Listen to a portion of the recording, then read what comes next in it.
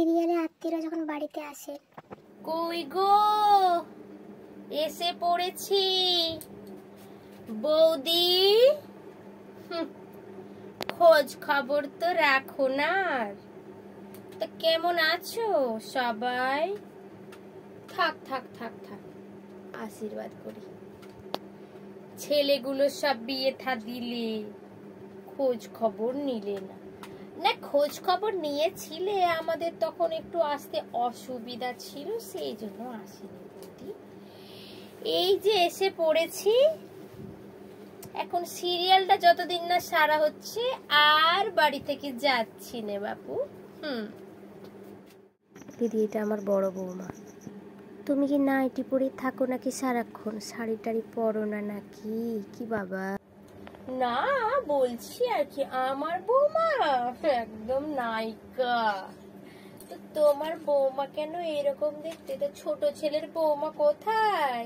তাকে ডাকো না, সে একবারে স্বর্গের অপ্সরা, নিচে নামছেই না যে। তা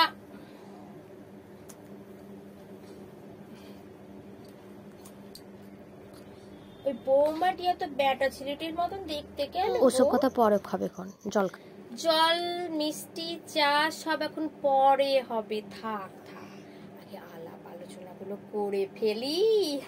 কি বলো বৌদি? ঠিক বলিনি কো? না, চাটা নাও।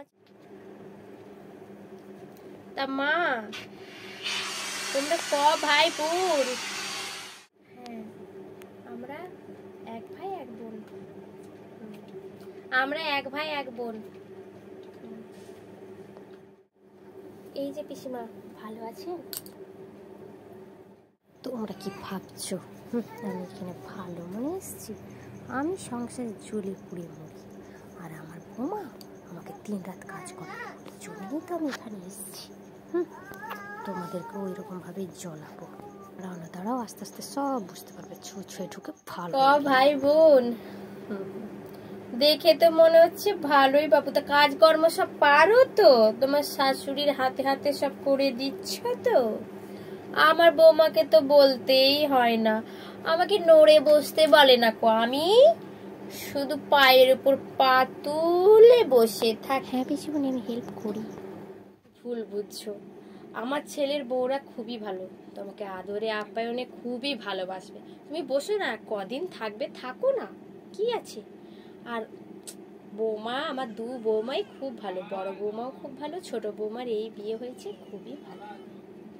তুমি থাকো, আস্তে আস্তে সব বুঝতে পারবে, সবার সাথে তোমার পরিচয় হয়ে যাবে।